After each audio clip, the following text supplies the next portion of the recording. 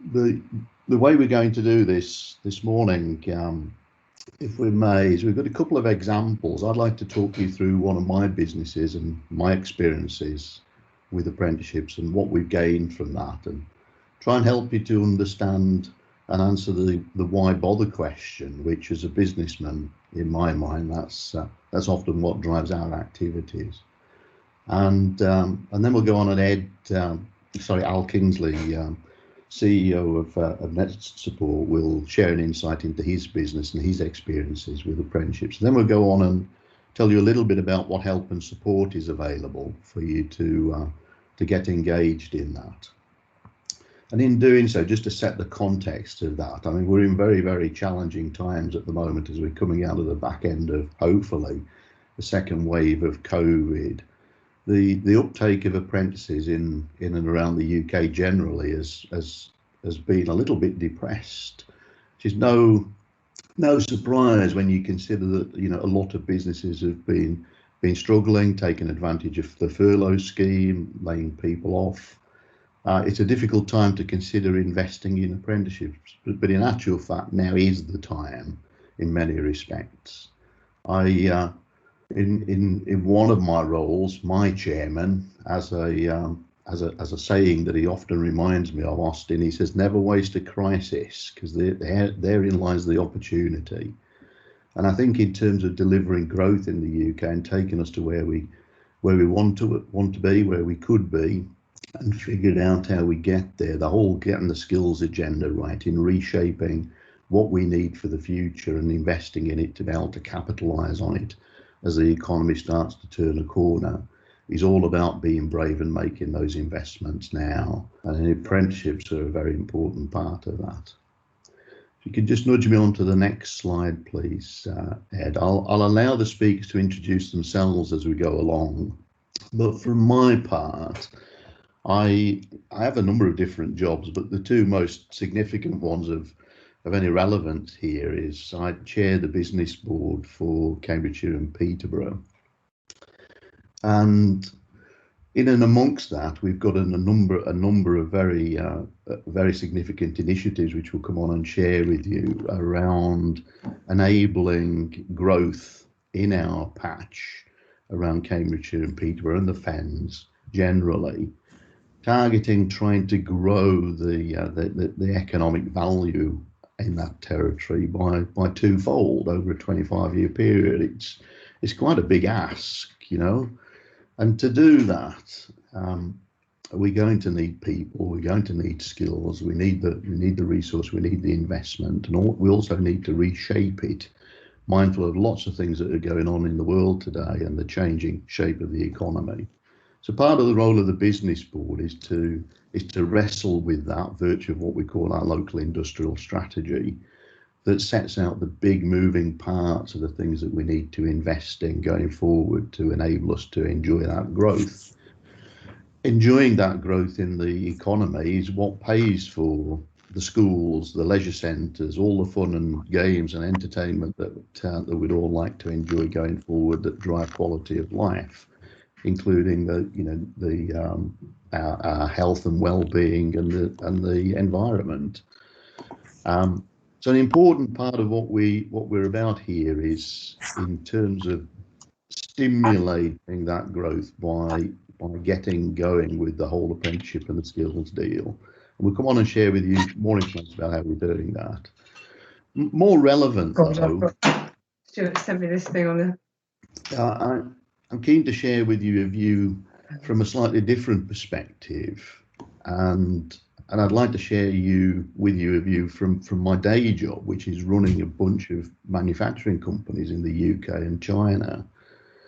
And I work for an outfit called Avingtrans PLC. We're about £100 million business.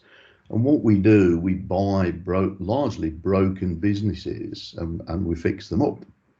We turn around specialists, we grow them, we nurture them, and then we sell them on to other parents who can take them to places that we can't take them. And in that environment, the day job's about a 10 times growth trajectory over a 10-year period. That's what our shareholders would like us to do for them, virtue of the money that they put in through their acquisition of shares in the PLC. So a very, very different world. And in doing that, in driving that growth, there's a very similar parallel with the investment in people and how we do that. And I'd like to come on and share an example of that with you, with one of our businesses that really puts the whole apprenticeship investment into perspective. If we could move on to the next slide, please, Ed. So down in Chatteris, there's a business called Metalcraft. It's not a very well-known business. Lots of people have driven past it, wondered what goes on there. It's quite a fascinating business. We bought this business about 7 years ago. And when we bought it, it was losing a lot of money. It had lost a lot of people. It had lost all sense of direction. It had a training school, but it didn't have anyone in it. It had an apprentice during that year, but the apprentice was in the works, just going around, a little bit lost, no real structured plan. What we recognised in this business, though, was over the years it had invested very heavily in its apprentice programme, typical of a lot of large, iconic, very old British manufacturing companies. You go back 100 years and it had a very strong team of apprentices and a classic apprentice training scheme. And that fed the business with the skills and expertise to do some of the great things that it's done over the years. And this business is quite exceptional. The things that it gets involved in are typically very large, very, very challenging, very difficult from a manufacturing point of view, and in quite a dangerous environment. So if you could make the whole apprenticeship thing work in today's world in this kind of environment and generate a benefit from it, I think if we could do it here, we could pretty well do it anywhere. Just to touch on some of the things this business has been involved in, I won't go through them all. There's some nice pictures on the screen, but in the 70s, they built the first 2 MRI platforms in the world when that technology was being developed. They built 10 kilometres of the Hadron Collider. There's a whole plethora of world firsts and really challenging engineering issues that have been overcome by that little business in Chatteris. Employs about 120 people. It's got a big site. What's really significant about it, though, when we look at the 120 people there, more than half of them started their working life as apprentices in the business. And the senior management team, 60% of the senior management team were apprentices and started at the age of 16. So there's a thread through this business and a culture all centered around the theme of generating its own skills in a very challenging environment. And consider this, when you look at this business from the customer's perspective, if you were going to buy, let's say, nuclear containers to store nuclear waste for 500 years, would you trust the manufacturing of these high integrity products to a business that employs an awful lot of young people? It's a very interesting thought, but one that we're able to turn into a very positive value proposition when we're positioning this business to go after new contracts, as we have done. We could move on to the next slide, please, Ed. So just reflecting on the history, we go back nearly 100 years, and as I said, the business enjoyed a good, strong team of apprentices, typically taking on around 5 to 10 apprentices a year. It had a dedicated training school. And what we've done over the last 7 years is basically put that back in place. The picture you see there is the full cohort of apprentices during 2016. And along the way, the business has been recognised for its efforts in reinvigorating its apprentice scheme, having won a multitude of different awards. I won't go through them all, but the business does really stand out in that respect, to the extent that we stopped applying for awards in and around this particular apprentice deal, because it was almost becoming embarrassing that we seemed to win most of them. What we do now is we sponsor awards and we help other companies to do the same. It's been a very interesting journey for 7 years to put that back in place and to get this business back on its feet. On to the next slide, please, Ed. So a little bit about how we went about doing that and some of the things that we've learned along the way, which I thought worth sharing. So there's an awful lot of support about at the moment, as we'll come on to explain, for finding apprentices. We don't find that easy, frankly, notwithstanding all the support that's about. The important thing for us and for most businesses is finding the right apprentice or apprentices. And, you know, there is no one size fits all. Individual people have different skill sets, different particular traits. In our business, one of the things we're particularly keen on is manual dexterity. We're working in an environment making things typically, and so when we go looking for apprentices, one of the things we're really interested in is a practical skills often. And in today's world, you know, the education system typically doesn't support some of the more traditional metalwork and woodwork kind of activities that I was involved in as a lad. And that's a little bit more difficult to find. So how do we go about doing that? Well, we spend quite a lot of time with local schools. We invite school children into the business.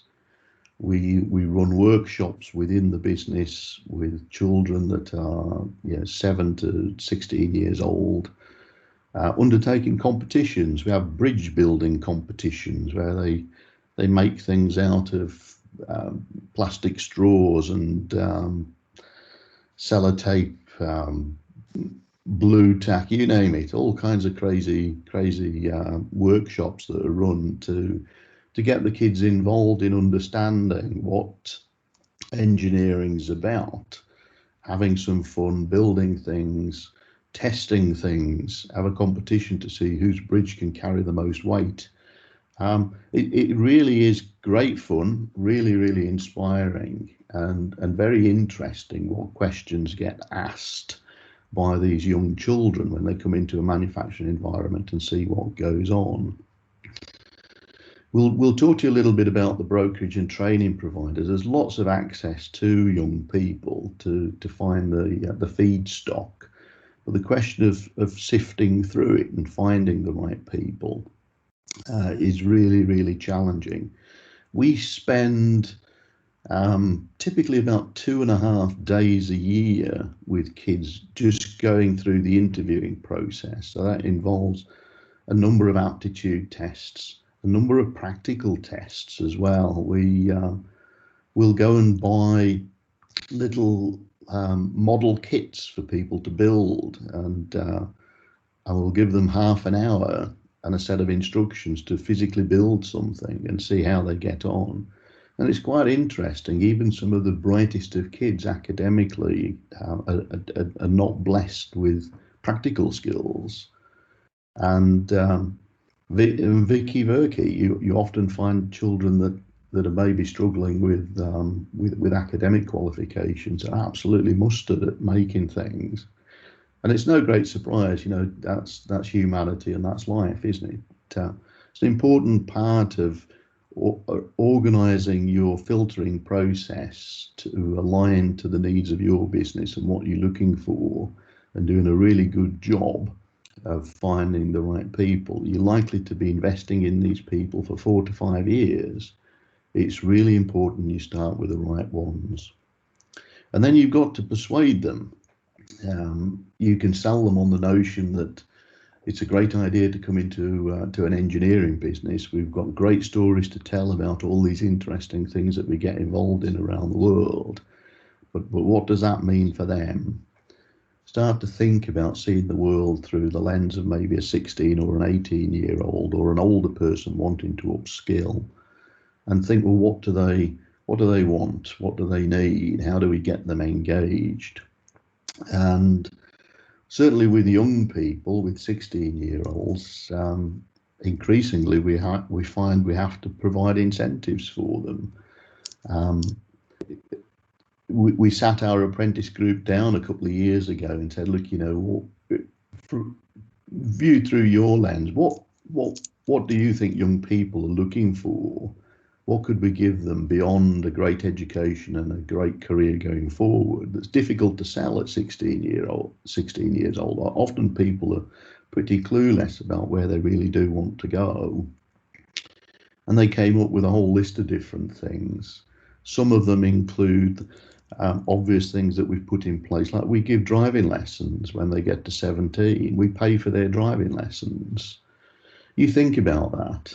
It's not an enormous amount of money in the overall scheme of things, but the value perceived by a young person is very, very high relatively. We give people iPhones. As a company, we spend a lot of money on phones and mobile phones. To add a few extra phones to the phone bill for young people as a business is diddly squat. Actually, we get such a good deal, virtue of how much money we're spending. It almost costs incrementally very little. To a young person, you know, that's a big deal, getting a new iPhone. We also offer a lot of life experiences, you know, beyond coming to work. We have a duty of care to look after the young people and to share with them a lot of other life experiences along the way. So we spend a lot of time taking them out and visiting other companies and doing other things. Moving on to the next slide, please, Ed. And if none of that works, this generally swings it for most young people if they're wrestling with what career path they want to pursue. And often we're teasing with, you know, relatively, you know, high quality people that otherwise would want to go on to university. And one thing that certainly works, even at a very young age, one of the experiences I had with a bunch of 7-year-olds that came into one of our workshops, I pitched up at the end of the workshop to see what they've been doing, to judge the bridge building competition, and we always have a bit of a question and answer session. And I said to them, what do you want to know about working life? And they asked 2 questions, and they were absolutely blunt and straight to the point. The first one was, how much money do I get? How much do you get paid, Mr. Adams? Was what they wanted to know. And the second question was, how many holidays do I have? And this was at 7 years old. You know, younger people are increasingly savvy about these matters, much more so than ever I was, I think, when I was at that age. And so sharing with them the simple argument that, you know, you could go to university and you're likely to leave that experience with, you know, very well qualified, but £50,000 worth of debt and very little experience, in difference to following an apprenticeship, which may be 4, maybe 5 years. You get a credible level of qualifications that's not limited at that point. And you will have earned £50,000 plus in wages and an invaluable amount of experience gained. And I'll share with you an example of this with my own children. I have 3 children. 2 of them have pursued apprenticeships. One of them decided he wanted to be a lawyer, wanted to be a solicitor in the UK. And we went around all the universities, and he was all set to go on following his A-levels to go to university. And almost by accident, we stumbled across an opportunity with a solicitor's firm that were offering a form of apprenticeship. They'd never done one before. It was a bit of a voyage of discovery for them to get this going, but they set off on that path, and they took my son on to do that. And he came out of the other side of that at 22 as one of the youngest qualified solicitors in the UK with a practicing certificate. if he'd have gone to university, notwithstanding the debt, he'd have come out with a qualification. He'd have had to spend another 2 years working almost for nothing as an interim in a solicitor's to get the experience, to get a practicing certificate. He'd been able to do both things in parallel. It was a great outcome for him, a great outcome for the firm as well. They got a relatively low cost way forward and very, very quickly in real terms. So if all else fails, we generally run this argument, and that captures the imagination of a lot of young people. If we could move on to the next point, Ed. The next key question is keeping them. You know, making an investment, we've worked hard to find these people. How do we keep hold of them? And do we set our targets of trying to keep every one of them for the whole 5 years or more? And the reality of it is we're pretty relaxed about this, actually. It is a fact that not everyone makes it during that period. People change an awful lot. Young people can change quite dramatically over the period of 16 to 20. Their aspirations might change, their personal circumstances might change. They may get their heads turned by other employers. And we're of a view that that's okay. If we retain 60% of the apprentices, if we get 6 out of 10 every year that are still with us after 4 or 5 years, we've done well. And that's okay, because the return on the investment that we'll make, which I'll come on to, really swamps the losses of the 4 that move on. And surprisingly, over time, what does tend to happen of the 4 that move on, in a few years' time, they come back and knock on the door and realise that the grass isn't always greener on the other side of the fence. We've some great examples of that. In keeping the apprentices along the way, though, our number one priority is to keep them safe. So, considering the world that we live in today, where even high schools are reluctant these days to take kids on trips because of the potential litigation and difficulties of keeping people safe. It's very, very, very challenging to do that in a manufacturing environment, making very large parts and very difficult and complex things. So we work very, very hard on the health and safety, and there is a spin-off benefit to that. Is you put a few young people in the business, it does not sharpen your focus on health and safety for everyone. And health and safety is costly if you get it wrong.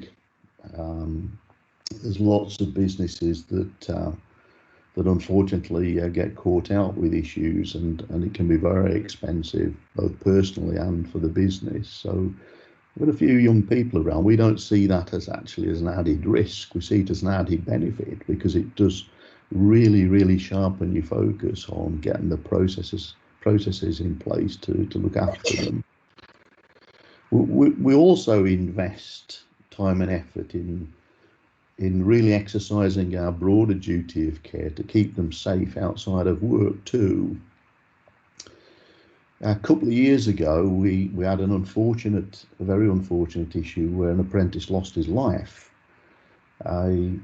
He lost his life travelling home from work on a motorcycle, which he'd bought out of the proceeds of his income as an apprentice. And as you can imagine, that was quite a shock to the business, devastating for his family and everyone concerned. But we really did some thinking about that and thought about, to what extent were we complicit in what happened there, and what might we do differently? And it really shone a light on our need to consider our obligations beyond keeping them safe at work. And as a result of that, some of the things that we now do, we give them the free driving lessons. We try and persuade them not to ride motorcycles, and help them with acquiring cars. If an apprentice came along and said, "I passed my test, I'd like to buy a car," I could do £2,500 to help to do that. We'd figure out a way to make that happen for them. We'd lend them the money if necessary.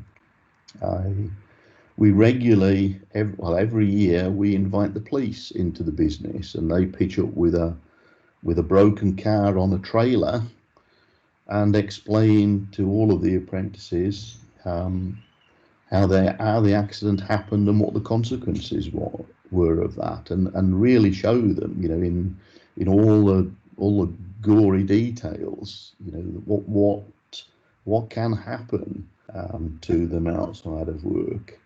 We do the same with the fire brigade.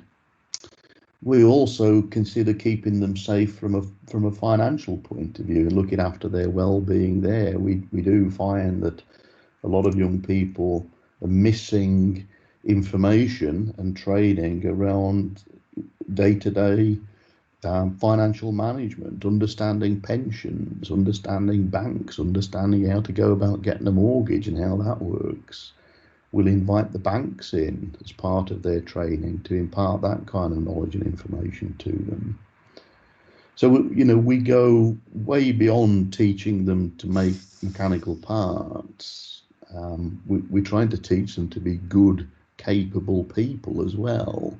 And I think that's an important part of keeping the apprentices safe and keeping hold of them as well, because they really do appreciate that. My next point is about, to what extent do you balance that priority of keeping them safe and trusting and empowering them to do things? We can't wrap our apprentices up in cotton wool in a manufacturing environment. We've got to let them have a go. And I often think about, when I was a young person going through an apprenticeship, I was hugely frustrated at not being allowed to have a go sometimes. And one of the things that we've learned, I think, along the way is the value of trusting and empowering people. It's a little bit like, your child comes home one day and says, "I've just passed my driving test. Do you mind if I take the Aston Martin for a spin now, Dad?" Why not, actually? Why not? Let them have a go. See what happens. What's the worst that could possibly go wrong? They're going to bend your car and it's going to get fixed and they're going to learn an important lesson. We've got some very, very expensive machine tools, working on some very, very expensive parts. And we have no hesitation taking young people and putting them in the driving seat and letting them have a go at that. It's quite amazing what people can do. The last point is to keep them moving. People's capacity to learn is often greater than your capacity to teach. And therefore, where you've got people over a long period of time, you've got to keep them moving, keep them interested, let them have a go at doing lots and lots of different things. We have a program internally that we developed ourselves through our own learning that says we put the apprentices for the first year in a training environment. In the second year, they go on a tour of duty around the business, and every 6 weeks they change station. They go through marketing, they go through sales, they go through engineering, they go through finance, you name it, every aspect of the business that we can offer them, they get a chance to go through. And at the end of the 6 weeks, we pull them all together in a meeting room with all of the people that have supported them through the various stages. And they go up onto the podium and they have to provide feedback. They tell us what they learned, they tell us what they liked, they tell us what they disliked. And it's quite open and transparent. And they get scored. They get scored by their mentor, and they have an ability to score their mentor too. And having agreed what those scores are, they go along the walk of shame to the scoreboard and pencil in their scores on that board. It's completely transparent. It enables them to see how they sit alongside their peers. It enables them to see how their mentors view them, and it allows the mentors to understand what the young people think of them and how good a job they're doing of imparting that knowledge and experience. It absolutely stops all the nonsense of sending the apprentice to the stores for a bucket of sparks and all those kind of silly things that used to go on. We have none of that. It's very, very professional, very on point, and very direct and real time. If we've got an apprentice that's struggling, you can see straight away, and at which point you can step in, intervene and help them. Those are some of the things that we've learned about keeping apprentices along the way. On to the next slide, Ed, please.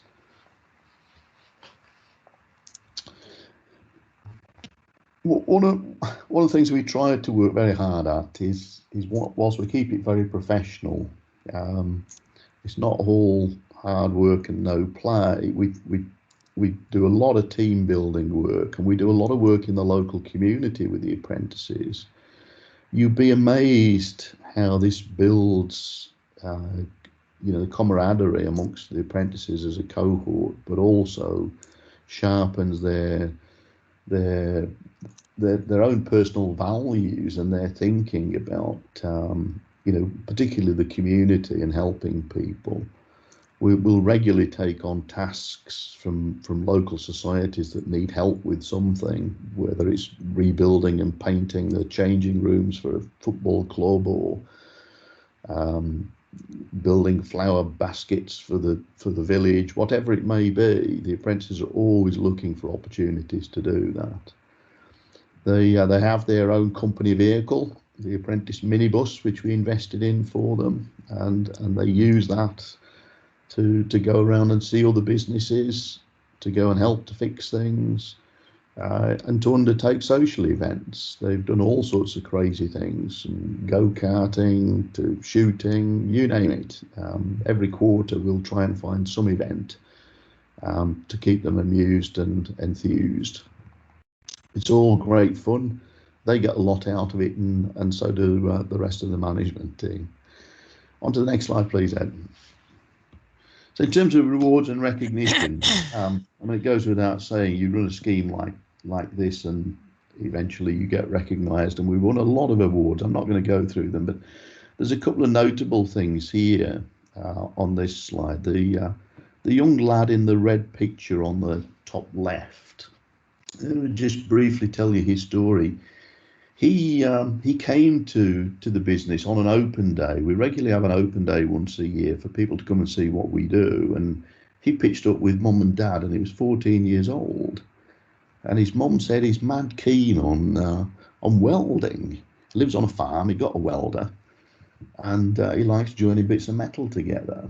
He'd really like to come and work for Metalcraft. Well, okay. He's a bit young.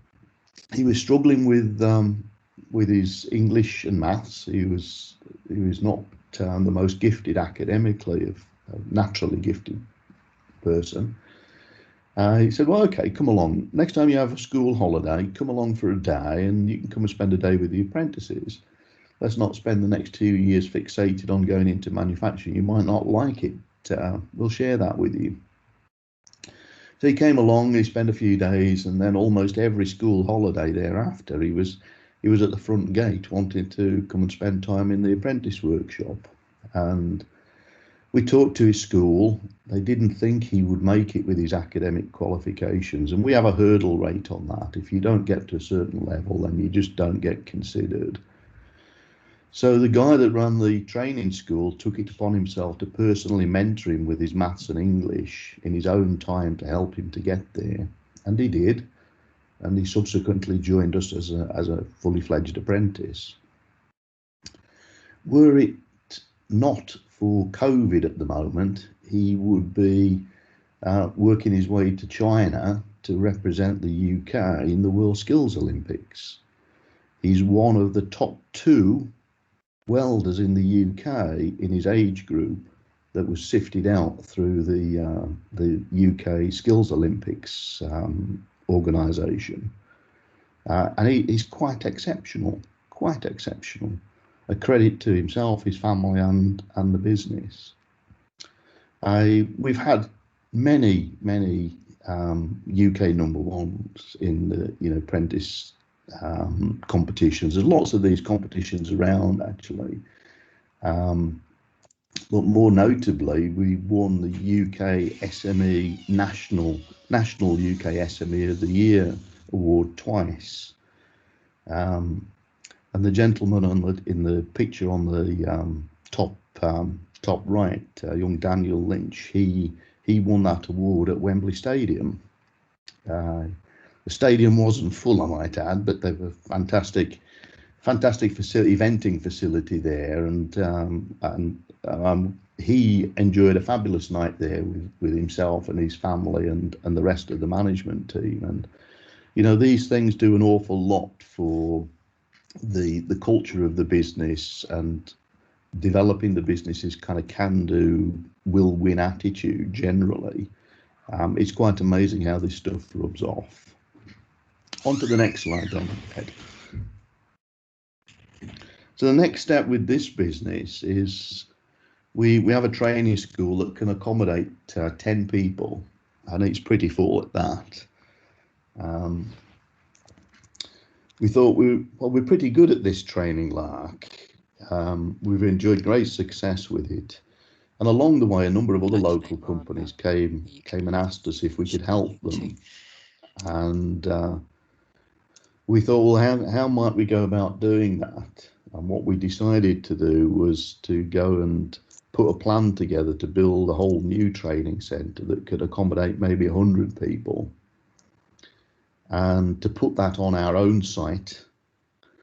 We went to government for financial support to help with the investment to do that, and secured just over £3 million to put the building up. And that is currently working its way through completing planning. The site's being cleared, and over the next year or two, you will see that facility go up. We won't run the facility ourselves. We are contracting that out to a training provider who will deliver the apprenticeship schemes for us. But we'll have quite a say in how those are shaped and how the interaction of those individuals in the training environment and the real world manufacturing environment work, consistent with what we've learnt over the years and know works really well. So we're going large in this business with this whole training deal, not just for our own benefit, but for other companies to share in that too. On to the next slide, please, Ed. So just to circle back then, let's just go back up another 10,000 feet. So all of this apprenticeship stuff's all very interesting. We've all got great stories to tell. But come back to why bother. We're here ultimately to grow businesses. That's what we do. That's what our shareholders buy shares in our company for and to expect.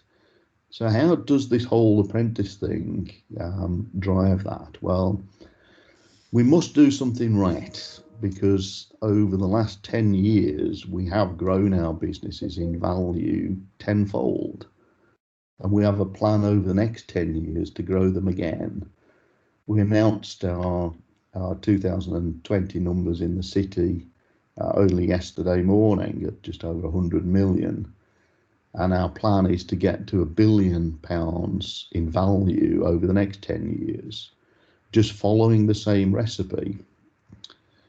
The things that you might be surprised to hear underpin that growth that the apprenticeship scheme supports are a little obscure perhaps, but nevertheless underpinning our value proposition in the market and the capacity for growth. If you've got a business with a plan to want to grow 10 times or whatever your aspirations are in terms of growth, if you need skills and expertise to do that, you almost certainly need to invest ahead of the curve, and it's a leap of faith. If you've got a strong enough plan, why wouldn't you? You never have a better opportunity than now to do that with all the help and support with the apprenticeship programs. It broadcasts a can-do, positive and progressive going place culture. I'm a great believer in motivating people by the notion that, you know, success is very contagious. If you truly believe you're going to do something, and you talk enough about it, and you make the right moves, and you invest in the right things, the chances are you're going to get there, or at least part way there, and further than ever you would without having a plan and some vision. It's actually a relatively low cost and well supported high return in investment employing young people. You think about that. You're going to employ an apprentice, let's say from 16 through 20. You're going to pay them 50, 60,000 pounds in wages over that period of time. In my world, if at the age of 20 they've got the requisite skills, I can charge my customer £100 an hour or more for that. That might sound like a lot of money. Take my car to be serviced today, and the service charge is £150 an hour. Why wouldn't you do that? If you can sell out their capability at £100 an hour, 46 weeks a year, 37 hours a day, that's £170,000 in the first year. That's not a bad return for the investment that you've made. The other interesting thing is it does open doors for you and wins orders, particularly in if you're contracting around government-funded opportunities and contracts. Increasingly, the scoring mechanisms that people use to evaluate bids are often prices no more than 25-30% of the evaluation criteria. They're interested in lots of other things, like, you know, the quality of the work, your performance over time. But the last and most significant one often is socio-economic impact of placing the order with you. And if that's 20% of the scoring, and you can demonstrate that you've got a really progressive apprentice program, you invest in young people, you've got a high growth company, you tick lots of the other boxes, that actually can make the difference between you winning or losing a very large contract. This metalcraft business in Chatteris 7 years ago was circa £12 million turnover. Since then, it's won contracts as big as 50 million. And it could never have done that successfully from the position it was at 7 years ago, because at the very least we would have scored 0 on the socio-economic elements of the bids. So, you know, I'm comforted that we can demonstrate that following this recipe of investing in our young people, in investing ahead of the curve to enable to grow the businesses, it's fundamental to what we do when we look at businesses that are broken, that need turning around. And you'll never find a better example perhaps than Metalcraft of seeing that in action and understanding the benefits that derive from it. And we do that across a plethora of businesses. I have 11 businesses, 2 in China, 9 in the UK. Every one of them has an apprentice program to drive the growth and carry those businesses forward. So this is a well-proven path. It clearly does deliver growth, and it's just simply about connecting people with ambition, with businesses with vision. And I take no credit for that. I stole that off the government website on Apprentices yesterday, but I think that does capture the essence of what it's all about. I'll leave you at that for now. We'll come back and have a few questions and answers towards the end, and I'll leave you to let Al Kingsley introduce himself and tell you about his business and what his experience is. Thanks, Austin. Yes, hi there. I'm Al Kingsley. I'm just going to share up my screen. Hopefully you can all see there. Really interesting listening to Austin's journey and experience there. And I think one of the things that's quite useful today, I hope, is giving that sense of about apprenticeships can factor at any scale. So net support sits probably a little bit lower down that helicopter view that Austin referred to in terms of scale and embedding an apprenticeship program. And we, at the end of the day, have the exact same aspirations and ambitions in terms of making sure that we can recruit the right people to join our business. Now, at Net Support, we're a technology company, so we're a software developer making solutions that are deployed all around the world for both corporate and education institutions. And one of the things that we absolutely embed, and it's something that Austin shared, I'm very grateful he stopped applying for some of the awards to share them around a little bit. But we very much at Net Support see the apprenticeship program as something that we celebrate. And we celebrate it heavily within the business for two reasons.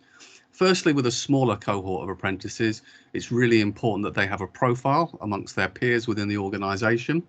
And actually, over time, it becomes a bit of a self-fulfilling prophecy in terms of attracting others that want to come and join our programme.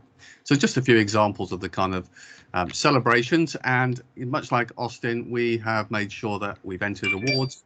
Our individual apprentices have been recognised for their amazing efforts, as well as the business has in terms of how we operate in an apprenticeship programme.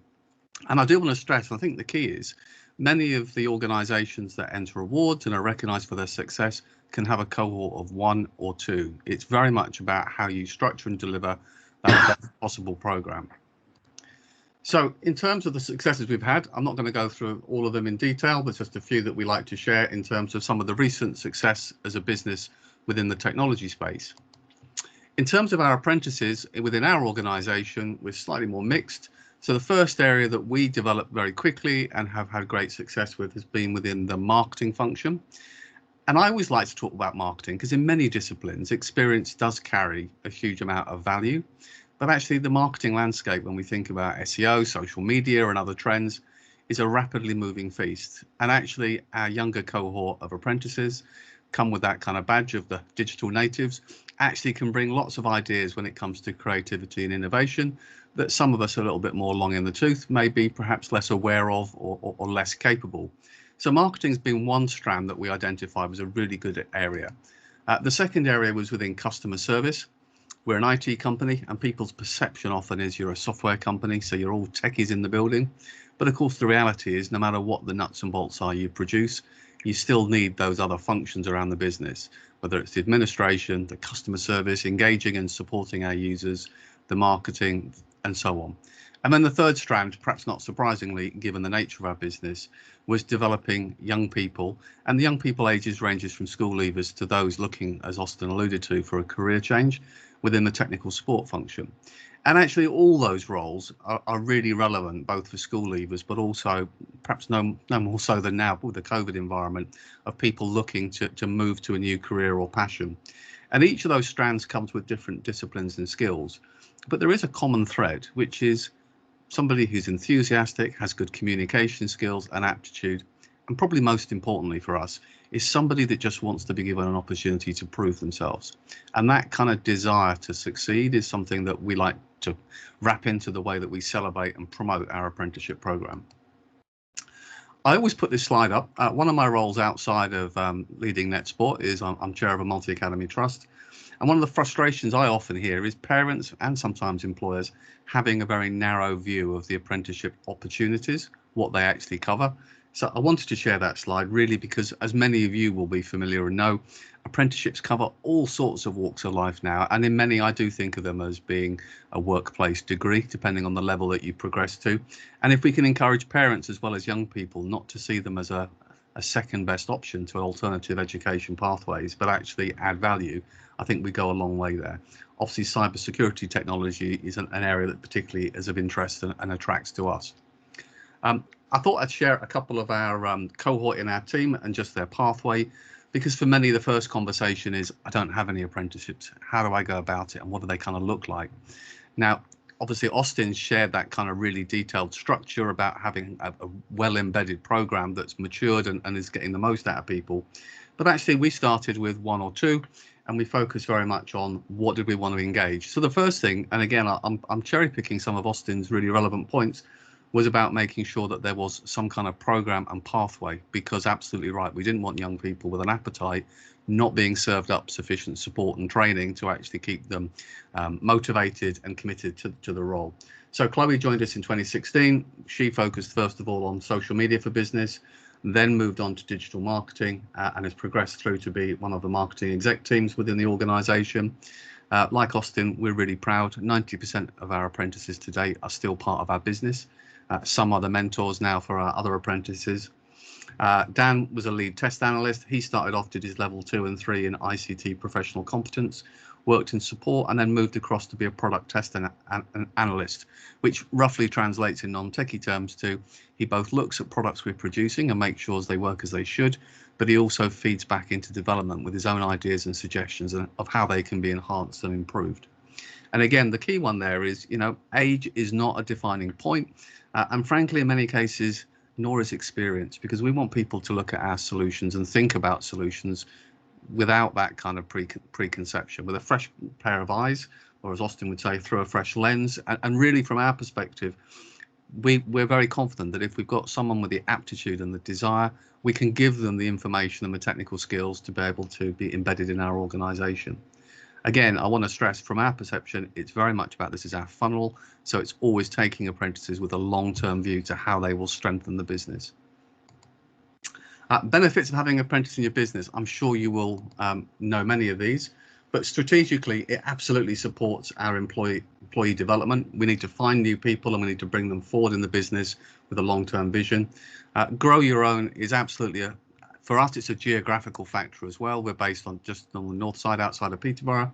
And sometimes it is actually a better long-term strategy to recruit people with the right aptitude and then develop them so they fit the needs of your business. That meets that local skills gap. We felt in terms of broader CPD, particularly within our business, there was some really good opportunity for some of our existing staff to develop their own leadership qualities and skills by creating mentorship roles, which come as a byproduct of starting an apprenticeship program. And if you pick the right people, again, there's that opportunity to develop high caliber staff. And I always like fresh views, particularly in a tech company. We're never up to date. As soon as we've done something, the market's moved on. And if you're not willing to be able to adapt quickly and work with that very, as we would refer to in technology space, an agile model, you're going to get left behind. From an operational perspective, making the most of government funding. All these strands come back ultimately to why we're doing it as a business. We may have a really strong moral reason why we want to provide opportunity, but it's got to be cost benefit to the business in terms of the long-term vision. So depending on the scale and size of your business and your payroll costs, something I'm sure the team will cover later on, it's about to access and make the most of your government funding, whether it's your apprenticeship levy or a pool that's available to draw down from if you're smaller. Recruitment costs are huge, particularly if you're looking at transforming. At the moment, we're very much of a mindset that, again, as Austin alluded to, there's an opportunity with the current challenge, but you can't wait till the challenge ends before you start to embrace the opportunity. So we're heavily expanding at the current time within our cohort of staff so we can ramp up and accelerate our development process. And actually acquiring willing and able people to join the team can have a significant saving versus going the traditional recruitment route. A strand I've absolutely picked up on is the vast majority of apprentices who come to see us are absolutely motivated. They want that opportunity to prove their skills. They want to develop new skills. They want to see a place and a purpose. And I think that's the strand that we really focus on. And of course, a reminder, not more so than now with post-COVID and the terrible levels of redundancies we've seen across the country. Apprentices come in all shapes and sizes, all ages. And I think from a business perspective, don't think of it as school leavers. There are many fantastic opportunities for school leaders, but it's just lots of good people who want to look at different pathways for their careers. On my next one here is just really a benefits of having an apprenticeship. These are some stats that are shared that many of you, I'm sure, will have seen in terms of nationally the feedback from employers, about how they've developed their organisation and their retention, and that sense of pride, whether it's, for us, we sell the majority of our technology overseas, but actually locally, we like to share and celebrate our pride. It helps with our broader recruitment program, but also as a team of people working in a business where by the nature of ours, you don't often see the customer or their reaction to the use of your products. It's really nice to have that sense of team and purpose. And without a doubt, we started with mixed opinions as to how apprenticeships would actually impact on our business. And very quickly, we've seen the benefit and absolutely now promote that and to all our peers that we engage with about the real benefit to it. How much is it a benefit? Well, one of the things that we did, we worked in partnership with City College in Peterborough, who have been amazing and absolutely help in terms of that shepherding of our apprentices, as well as providing the training while they're going through their courses. Typically, they go and do 1 day a week on that kind of work. But what we also felt was all the information about apprentices tends to be people telling you of the benefit to your businesses. There's not quite so much that's telling apprentices by other apprentices how well it's worked for them or not. And so we created an apprenticeship blog where we feed in feedback on a quarterly basis from apprentices all across Peterborough with how well things have been going or their experiences, and we share them. So young people considering an apprenticeship can go and see it from the horse's mouth. And that's another way that we like to try and kind of loop back in terms of contribute and support what's happening in apprenticeships. Now, we didn't have the luxury to start with of really having that experience of how to get the most out of it. So this is really some of the sort of top tips that we'd recommend. First and foremost, come to events like this, listen to some of the information that's going to be shared with you shortly about the way that CPCA and the broader community can support you. Get engaged. Once you find somebody who comes along for an interview and they're going to join your team, it's been alluded to, creating a welcoming environment, making sure that people understand those first day nerves. And also, it might seem a little bit obvious, setting expectations from the individuals. Many perhaps won't have worked in your office or your level of expectation. So set them up, get them a buddy, a mentor, something that's, again, many organizations will already have for new people. Set expectations and clear goals. Some people that's not obvious and we shouldn't assume it's obvious. So make it clear what you're expecting from them and what you're going to be delivering. Make sure there's that support and supervision, as Austin's alluded to. Give people the chance to try stuff. Just do it in a safe and controlled way. And monitor their progress. You know, we all like to get feedback, good or bad. That's the way that we evolve and develop. And so if it's your first apprenticeship, you've got one person, don't take it for granted that you will know exactly how well they're doing, but more importantly, they will understand the areas they need to focus on. So track that and make sure there's good feedback. Next thing is communication. I mean, it's key in every business, no matter what. But we feel that, you know, communication, celebrating our success, highlighting what we plan to do, and also taking time to talk with our apprentices about where their next steps will be, how when they complete their program, they'll move on, what the pathways will be within the business. And making sure there's those opportunities. You know, again, it's very easy to have an immediate need, bringing a young person in as apprentice and put them in a silo. And that might meet your need and it might meet their need for a month or two.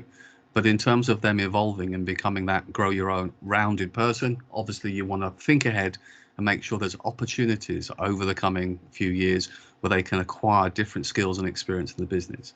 Ultimately, they become more valuable and more beneficial to you by having that wider view of what's happening. Practice what you preach.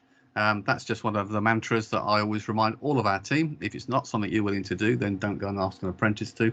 Again, that's setting that mindset of they're part of the team on an equal value and equal level. Make sure they're integrated and feel part of your team and family. And then developing apprenticeships, really. Making sure they've got an understanding of the skills, where they're going, and the opportunities.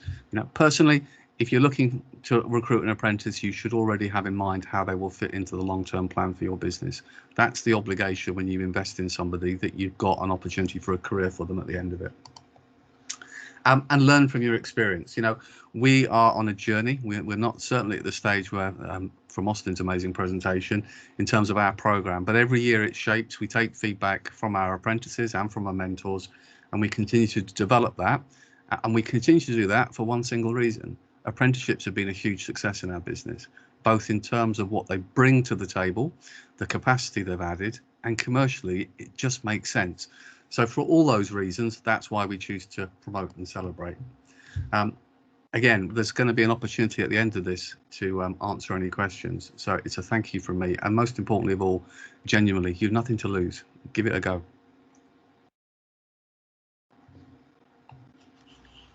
Thanks, Al.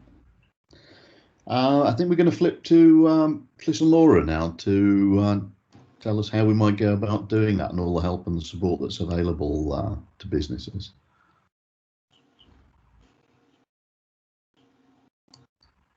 Hi, good morning. I'm just going to share my screen with you all.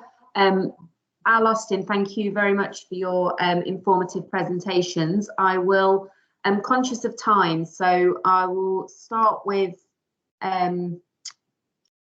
Just bear with me one moment.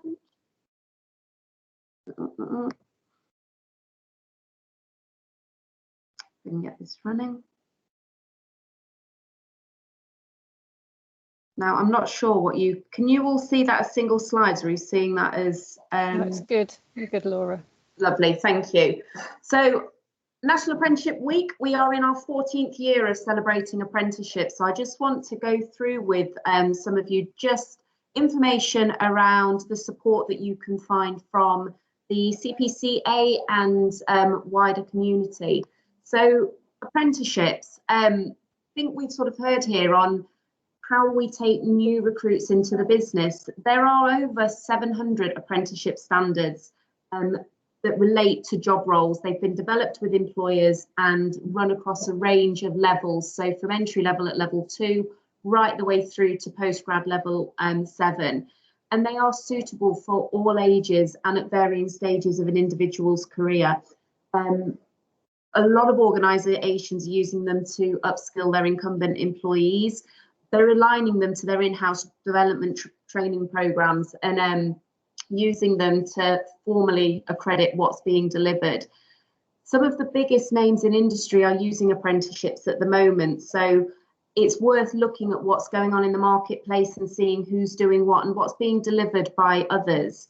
There seems to be a bit of a misconception around the off-the-job element, and I know quite a few employers can kind of see 20% off-the-job training as a barrier. It doesn't need to be a barrier. There's lots of innovative ways that providers are delivering this off-the-job training that's allowing people to really align their job role and learn new skills, and this 20% may be done on work-based projects.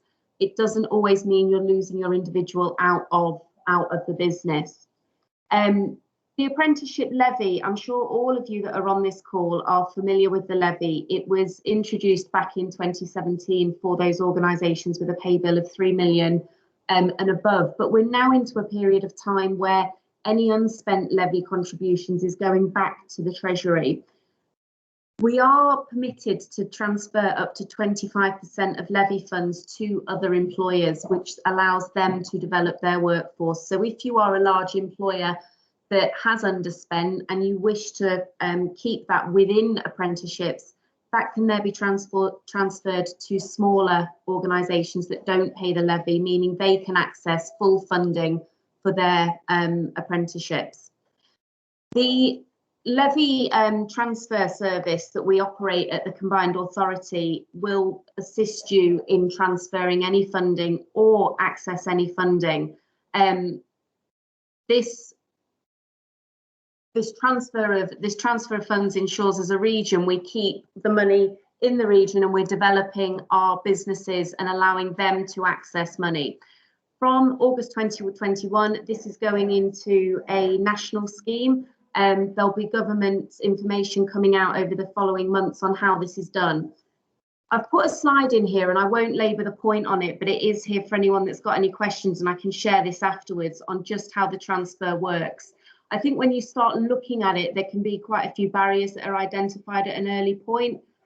The service we offer at the Combined Authority is there to sort of facilitate with this and take away those barriers. There are a number of current initiatives that are running at the moment to support apprenticeships. And I think the government's recognising that in this COVID world that we're operating in, and as we go into recovery, there is an investment that employers make into apprenticeships, but from a time perspective and what they put in, that they're looking to reward those back for. So there's an existing long-term incentive for anyone that's taking on an apprentice that's 16 to 18 or that's under 25 with an education and healthcare plan of £1,000 per apprentice that's paid once they are 90 days into programme, and then again at 365 days into programme. And there's a COVID response incentive that's currently being offered for any new recruits, and this is in addition to that current incentive. So there's £2,000 for any incentive, for any apprentice that's under the age of 25, and £1,500 for any apprentice you take on that's 25 years or over. That is coming to the end of the period that it's being offered. So if you are looking at taking an apprentice on before the 31st of March, you will be entitled to that incentive. So what do we do before an apprenticeship programme? There's a few government initiatives at the moment that are there to sort of act as a precursor to apprenticeships. So there is the DWP's Kickstart scheme, and this is available to 16 to 24-year-olds that are claiming universal credit at the moment. There's a 6-month placement that's offered, and the government will fund 25 hours per week at national minimum wage, plus any on costs that an organisation has. There's also a £1,500 payment that's made at the start of the Kickstart scheme that's there to support any costs that placement is going to incur. So it might be uniform, it might be a laptop, there's going to be some training that you need to invest in. And what we're finding is people are starting off with the Kickstart scheme, they're offering this placement, and then they are moving on to an apprenticeship programme. The other sort of pre-apprenticeship programme that we're seeing is traineeships. And again, this is for younger people. So we're looking at 16 to 24-year-olds. And this is for a varied duration. So from 6 to 52 weeks, typically they're less than 6 months. And again, there's an incentive payment for any employer that can offer a placement to a traineeship of £1,000. And that's to the end of this academic year, so July. And actually, you can take on up to 9 trainees at any point in time within your business. So if you are looking at sort of that pipeline into apprenticeships, both those schemes are worth looking into a little bit more. I know on this call, we have a few people that operate as an apprenticeship ambassador. So the Apprenticeship Ambassador Network that operates in the east of England has been established for a few years now. It is a national incentive, and we're looking at how we can stimulate demand, how we can support information transfer for apprenticeships. I'm sure within the question and answers sessions, if you want to find out a little bit more about that, there will be people that can answer questions. But the apprenticeship ambassadors are always looking at taking on new ambassadors to the network. And what we look for are those that demonstrate a high commitment to apprenticeships, that have a high profile in the sector that they're working in, and that represent a diverse range of employers. Al alluded to this earlier, where there's still very much a misconception around apprenticeships being for trade, time served. There's such a wide variety that to get representation on the Apprenticeship Ambassador Network would be brilliant. There is also a Young Apprenticeship Ambassador Network. So if you have young apprentices in your business that would be interested in flying the flag and sharing their experiences, the Apprenticeship Ambassador Network, I put Karen's details on there, would be more than welcome to hear from you. So across the region at the moment, we at the Combined Authority have recently procured for what we're terming our Business Growth Service. It's a service that is there to support economic development. And we have 4 work streams within this. So we have our growth coaching service, our inward investment service, the skills and apprenticeships, our Star Hub, and our capital grants and equity investment. This is looking to go live within the month of February, and we will have a team of people on the ground that will be looking at the opportunities and how we align businesses to all of the support that's mentioned in there. Within the skills service line that we have on that, we're looking at how we pull together support with employers, schools, colleges, higher education and parents to navigate what is quite a complex skills landscape. Within this service, we'll also have a digital portal which will be there to support employers and support our residents with very, very tailored support, what they can access, how they can access it, and what they're entitled to. We find at the moment there's lots of information out there, but it's not pulled together and it's not in one place where people can go to find out what they are entitled to. Employers will complete diagnostic assessments, and this will help us to signpost into the relevant support that is needed. And within the skills service line, we have our brokerage service, which is going to support the promotion of apprenticeships. It's going to connect employers, providers and learners together. We're looking at encouraging increasing work experience, T-level placements, traineeships, apprenticeships, and how we knit that together across the region. Sorry, that was somebody just messaging there. And then from this, we're looking at the creation of over 3,000 learning outcomes for the region. So the investment into this, we're looking at how we measure that and how we can have impact within the local area. I'm going to pass over now back for comments and questions, but thank you for your time.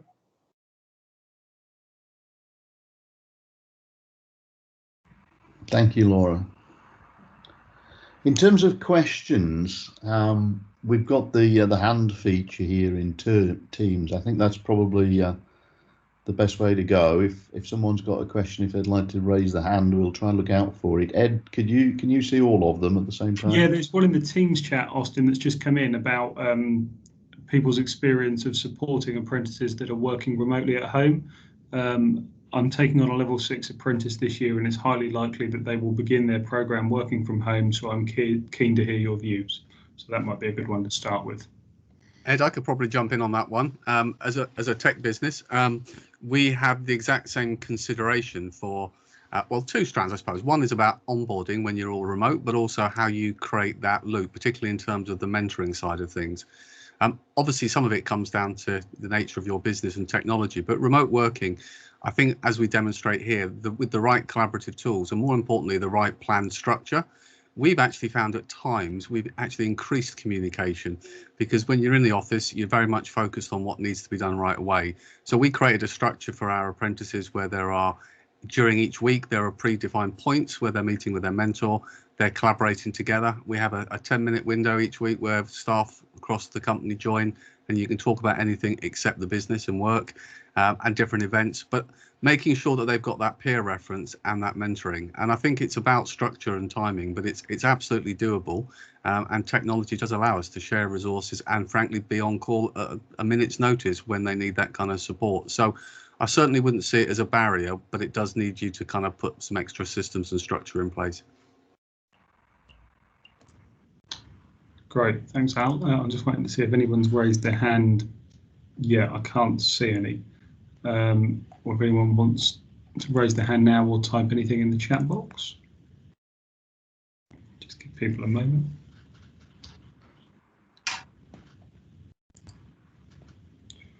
I think John Hornigold's raised his hand. Is that the same question? Hi, yeah, Austin, thank you. I'm John Hornigold, the apprenticeship advisor for Cambridgeshire County Council, and came on today very interested hearing what everybody said, but it's the networking part for me that has really strung a chord. Within the authority, we utilise the apprenticeship levy predominantly for upskilling existing staff. There have been some opportunities recently to recruit apprentices in, and those adverts that I've put out have been very, very successful. I just checked on one for a town planner that's had 149 applicants off the apprenticeship service. On the networking side of things, I often get asked by the departments within the authority for the children, young adults that are in care within the authority, and they come to me and say, what apprenticeships are there? And I'm like, wow, within the authority, very limited. There are some out there, but I only at the moment have various websites to go on and check that anybody could do. So what I'm after is building that network, and it was good with the seeing the East of England network, trying to get Karen's email down. I'll ask for that again, Laura. But what I want to do is link in, especially when, Austin, you mentioned about having open days. Obviously can't happen at the moment, but finding out when they are, so I can spread that information around those areas within the authority to start getting these other opportunities out there for the people that are within care services within the authority. So cut a long story short, building networks for myself throughout the area, throughout the region is what I'm looking at doing. John, could I just come back in on that? You mentioned about Karen Kelly and the Apprenticeship Ambassador Network. Yeah. The young Apprenticeship Ambassador Network is really powerful, One of our apprentices is a YAN, as they're referred to. But one of the things that they also do provide is capacity for some of their young apprentices to go into schools and to go to events and share their experiences. So both from an employer perspective, but with the YAN, you have the apprentice perspective. And that's probably quite a good network to engage with, because that will provide young people with an opportunity to share with their future peers. Fantastic. Thank you, Al. Laura, have you got the slide, or could you let me know Karen's email, please?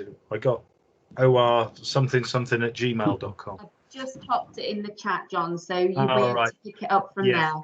All right, I can see it now. Thank you. You're welcome. Thanks, John. I think we've got Sarah Gladwin's hand up. Hello, hi, I'm Sarah Gladwin. I work for Rexroth in St Neots, which is a Bosch company. So we're part of a very large multinational company, but we feel quite small in terms of the sort of way we operate and the number of apprentices that we take on. Historically, we've taken on apprentices always in our business. But we're really struggling at the moment to find good quality training providers for the technical skills that we require. We were hoping that the IMET Technical Skills Centre in Alconbury was going to be something that we might be able to use, and yet that seems to have sort of disappeared and doesn't seem to be happening. We can't get any contact from anyone. I know, Austin, you talked about introducing your own training there, because Metalwork sounds quite similar to us in terms of, you know, quite big, interesting projects taking on apprentices. We do run some training in-house for our customers and for our apprentices. But where are you getting your external provision from? Because we're not getting what we need from the local colleges. All righty. So I guess I have to tread very carefully here, but I sympathise with your view with my business hat on. We invested in our own training facility to support 10 apprentices, but born out of the frustrations of using external training providers over going back 10 years or so was kind of what led us in that direction. And that has improved, I have to say. We work much more closely now with the training providers to make sure that they are tailoring what they do when we send our apprentices to them for their 20% off the job training, and that it is appropriately aligned to not only the practical things that we're trying to impart with the young people, but also the mindsets, the attitude, the values that people have. Our own training guys used to complain bitterly about the day after the kids came back from the day at college, that they spent the first half a day just straightening them out again and getting them back into business-like mode, as it felt like they were going back to school. But I think you know the training providers have worked very, very hard to fix that. One of the reasons why we're building the new training facility on our own site to replicate what was attempted to have been achieved at Alconbury is to deal with exactly that problem. That we need the benefit of the training providers with all of the requisite controls that they bring that you need to be able to do that professionally, but to do it in a real world environment where it's right next to the factory, where the real work is done and the real experience is gained. And that unfortunately was one of the flaws with the Alconbury situation. It was an attempt to develop a practical training environment that was out in the middle of nowhere with no other businesses much around it to support it, and consequently it didn't attract the type of people that it was intended to support. And unfortunately that business has, to all intents and purposes, gone bust, and the facility will be shortly turned over to something else.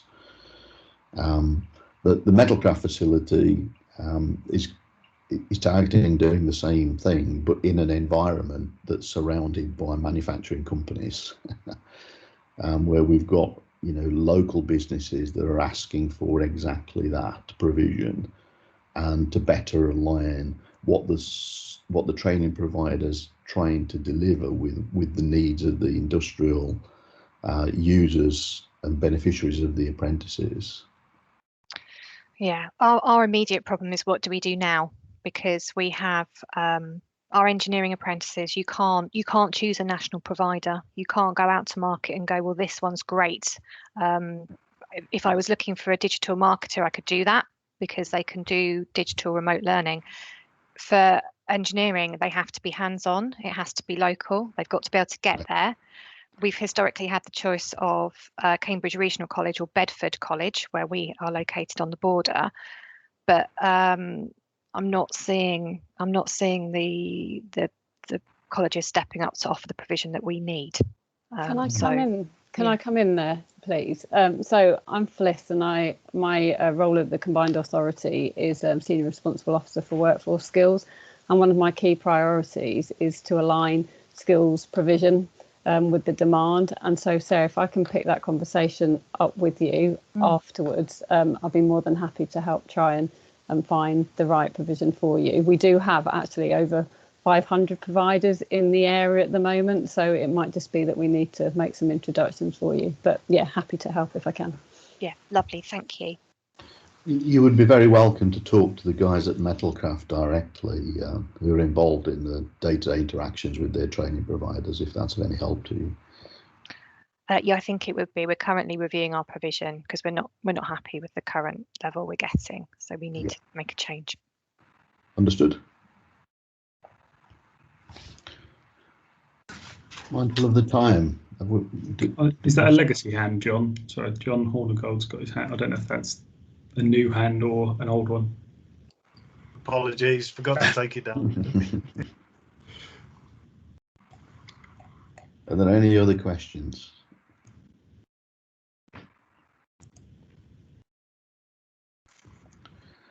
All right. Well, I don't know whether the lack of questions is a positive that we've dealt with them all in the presentations, maybe, but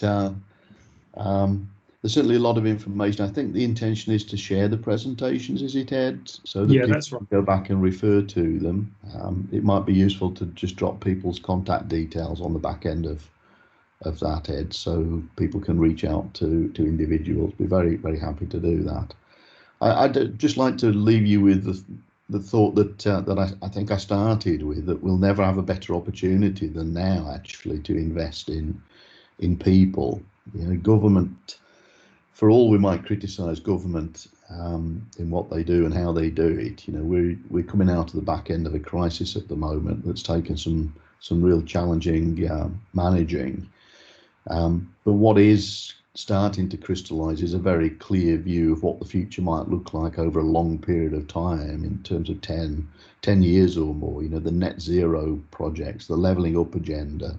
There's a whole plethora of things that mean that as a consequence of coming out of the COVID situation, and as a consequence of Brexit as well, the world is going to be quite a different place going forward, and that means that businesses need to adapt. They need to change.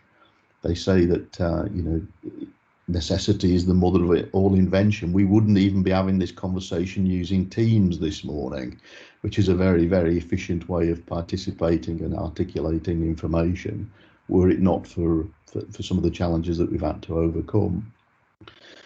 Those changes in what the UK will look like, its economy, where the areas of growth will and won't be, that is clearly changing, and thus the need to align the skills and expertise of the people that we need going forward. That's very true in my businesses. I struggle to find people that can help me with robotics. I can take people and I can train them to be a welder. Can I find places to train them to work the robots that can do the welding going forward? There's all kinds of technological changes that we'll need to address with new things coming along: battery technology, electric vehicles, hydrogen fuel sales. There's a whole plethora of things that we need to reskill our workforces for, and therein lies the opportunity. And now is the time to grasp that opportunity by investing, as Al said, ahead of the curve, and find the people so that you've got the capacity to take advantage of the opportunities going forward. And all of the apprenticeship schemes in many different guises, not just for young people, but for reskilling old people, they're all really geared up around delivering exactly to that point. So let's roll up our sleeves and take full advantage of it just now, and let's not wait until we get out of the back end of the mess that we're in at the moment, virtue of COVID, and then try and figure it out. If you do that, I can tell you that there will be others who've gone before you, and they're fit and ready and taking advantage of the opportunities that you may be just starting to think about. That's the opportunity and the challenge, I think. And there's lots of help and support available, as we've seen. Shame on us if we don't take advantage of it, is my view. I'll leave you with that thought. Thanks very much for your participation. I hope that we've delivered and imparted some knowledge, and maybe some comfort and some confidence that you could continue to do that and invest in young people. Thanks very much for your time, everyone. Appreciate it.